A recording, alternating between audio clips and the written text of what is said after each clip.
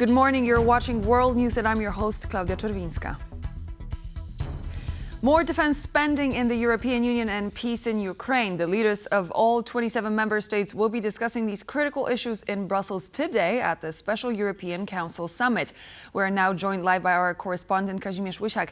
Good morning, Kazimierz. So has the summit kicked off and what can we expect from it today? It's an important day. Good morning, Claudia. It's an important day indeed. The summit will kick off in about 2 hours. In about an hour and a half, the leaders will be gathering for the doorstep meetings here in Brussels. Now, it's a week of big decisions, big announcements. Earlier, we've heard US President Donald Trump announcing a suspension of all military aid for Ukraine from the United States as a way of putting pressure on President Volodymyr Zelensky to sign a minerals deal and to begin the peace negotiations with Russia. And we, of course, saw that live dispute happening in the Oval Office and then Zelensky leaving Washington before reaching that deal. Now we know that the deal is close to be signing after all, and now European leaders are gathering to discuss the future of these peace talks. We now know that Ukrainian President Volodymyr Zelensky will be attending today's summit. And a big topic discussed here today will also be the plan proposed by the European Commission this week on more defense spending by EU countries. Now, this new plan includes a way for European countries, members of the European Union, to exclude defense spending from the excessive deficit procedure. This is a big deal as this can free up to 650 billion euro for defense among EU member states. Another big part of the plan is also a huge loan of 150 billion euro for common defense spending. All of this comes up to about 800 billion euro of defense spending in the EU. And we are finally seeing some action from European countries, European leaders, as we've had summit after summit ever since Donald Trump returned to the Oval Office. Now we can finally see some action taken in Europe. The European leaders will definitely be discussing this plan today. There is a huge change felt among European countries as previously some countries like Germany, for example, were against any loans on defense. Now this week, Germany has also announced that it will create this 500 billion fund including for defense, a huge change when it comes to Germany. We also heard that the Dutch government approved 3.5 billion euro of aid to Ukraine. So we can expect possibly some announcements here today as well when it comes to supporting Ukraine and spending on defense. More throughout the day from us from Brussels. Thank you so much. Definitely all eyes and ears are on Brussels today. Kazimierz Łysiak reporting live.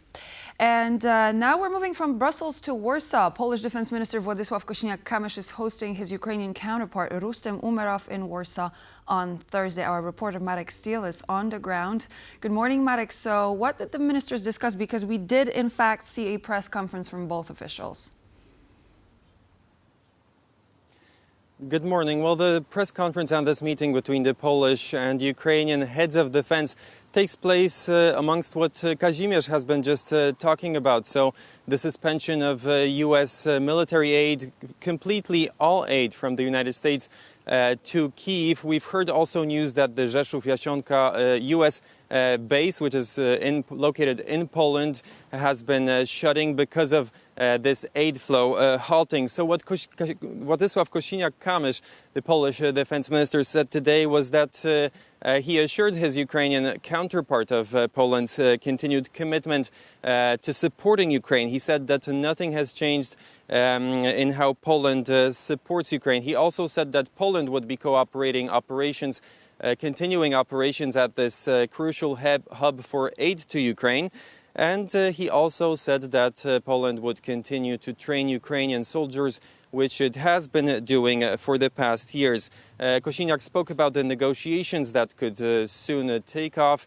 between Ukraine and Russia, U.S. brokered negotiations. He said that Ukraine needs to come back to the negotiating table with the U.S. To find a solution to the war in Ukraine.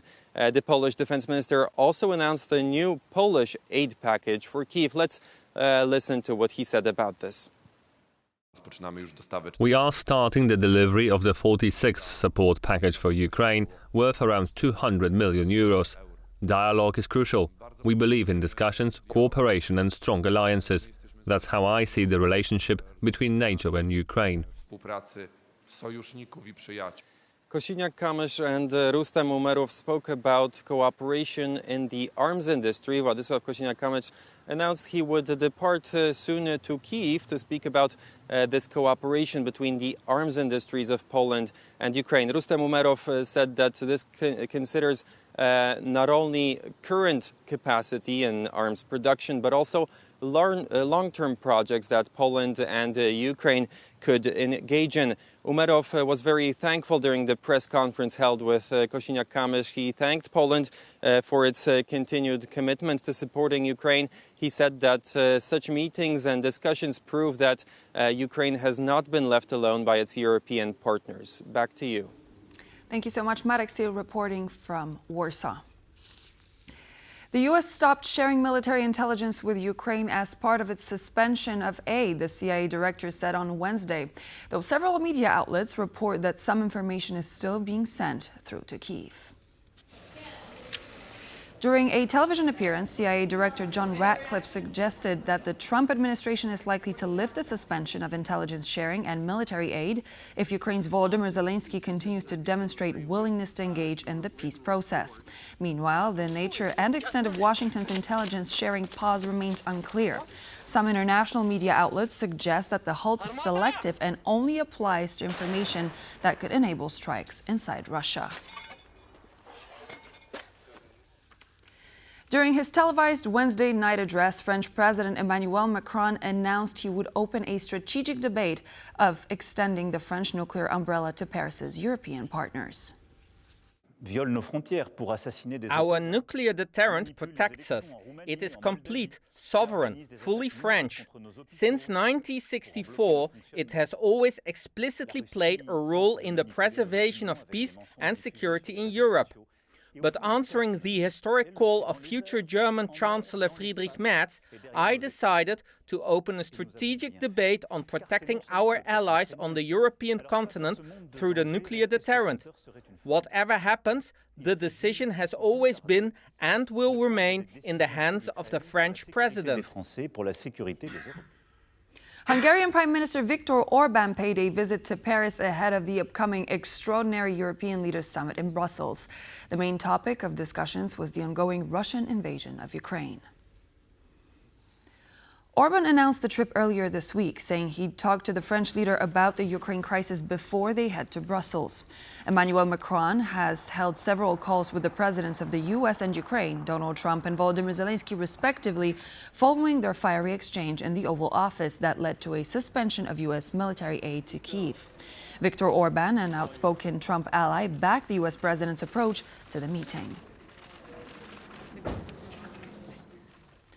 Volodymyr Zelensky said that there is positive movement regarding U.S. and Ukrainian relations, with diplomats from both countries working on organizing a meeting between the two sides.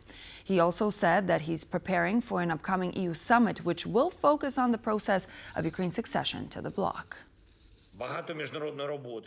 I had many international discussions today with the Prime Ministers of the Netherlands, Portugal and Slovenia. I also spoke with the Chancellor of Germany. Thank you for your support. We are preparing for the EU summit, which will take place tomorrow in Brussels. Everyone can see how quickly diplomatic events are developing. Today, our teams from Ukraine and the United States of America begin working on the meeting. Andriy Yermak and Mike Waltz spoke. There is positive movement. We hope for the first results next week. And we need to resume movement also in the European direction. This concerns our European integration, namely the clusters in the negotiation process regarding accession.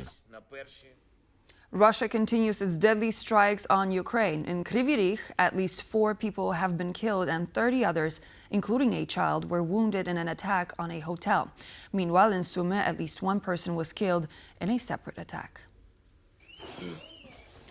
The attack on Kryvyi Rih occurred late Wednesday night when a missile struck a 5-story hotel building. Local authorities report that 14 out of 30 wounded people remain in critical condition. The strike also damaged 14 apartment buildings and other local community structures.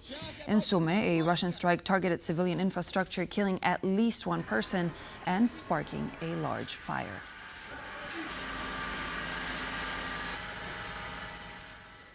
Polish President Andrzej Duda is traveling to Brussels to meet with NATO Secretary General Mark Rutte.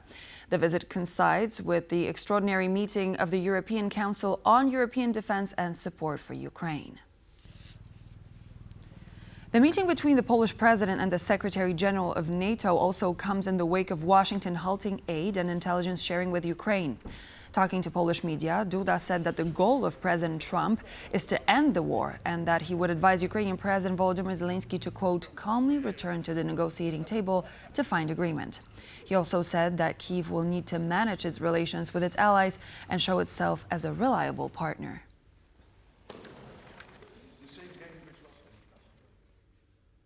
Faced with a new reality, European citizens must be prepared to spend more on defense, said Ivan Korczok, Slovakia's former foreign minister and the leader of the opposition. He also added that the message that Europe can step up defense spending must be carried across the Atlantic. For me, the starting point is the recognition of a new reality where finally there is an opportunity for us Europeans to take destiny in our own hands. And in addition, I think it's valid for Poland, for Slovakia, for other countries as well. We need to convince our citizens and get their backing and support for more spending, because whether we like it or not, it will be a costly undertaking. But in view of threat that we are facing, in view of continued aggression of Russia against Ukraine, there is no other option. Politically, we have to have a message and bring it across to Washington, D.C., that European taxpayers are ready to pay more, that Europeans can very quickly develop military and defense capabilities, and those will be the heavy arguments that I believe we need to bring across to Washington, because it's not because Donald Trump is pushy and he asks us to do more. It's about our own survival. So it's Polish interest, it's Slovak interest, it's European interest that Europe can do more in the area of defense. There is no other option at this moment. On Wednesday evening, protesters marched through the streets of Novi Sad, Serbia's second largest city, continuing a wave of anti-government demonstrations that challenged the country's president, Aleksandar Vučić. The protests, first initiated by students, began when a canopy of a railway station collapsed in Novi Sad in November last year, killing 15 people. Wednesday's protests were led by farmers, drawing a large crowd at the banks of the Danube. Meanwhile, students have called for a general strike on Friday, with another major protest planned in Belgrade, the country's capital, on Saturday. Deportations of foreign criminals from Poland have begun, with members of Georgian gangs being the first to be expelled. This is part of a larger operation aimed at combating foreign gangs by the Polish government and law enforcement. This initiative, however, is not new, as similar deportations took place in 2024, expelling thousands. Following up on an earlier post on social media, Polish Prime Minister Donald Tusk announced a mass deportation of Georgian gangs from Poland, attaching a video of the country's border guard transporting those arrested to an airport for a quick departure. There is no place in our country for people who break Polish law. Whether it's petty theft, break-ins and robberies, taking part in drug or gun trade, or being a part of an organized crime group. We don't tolerate it, and we will not tolerate anyone committing any crimes in Poland. This isn't exactly a new initiative, as Polish police data shows the number of deportations in 2024 was counted in the thousands. We deported 8,000 people last year. That's a lot. It's not an insignificant number. Add to that we have hundreds of people in jail. Since the beginning of 2025, more than 2,600 foreigners have been charged with committing crimes in Poland, including theft, illegally crossing the Polish border, and organized crime activities. In February, a joint border guard and police unit carried out an action aimed at combating the illegal migration of foreigners. More than 1,400 people were detained and a deportation procedure was initiated against 398 of them. And so this would be all the latest news for now. Thank you for joining us, and please do stay tuned here on TVP World for more news and features.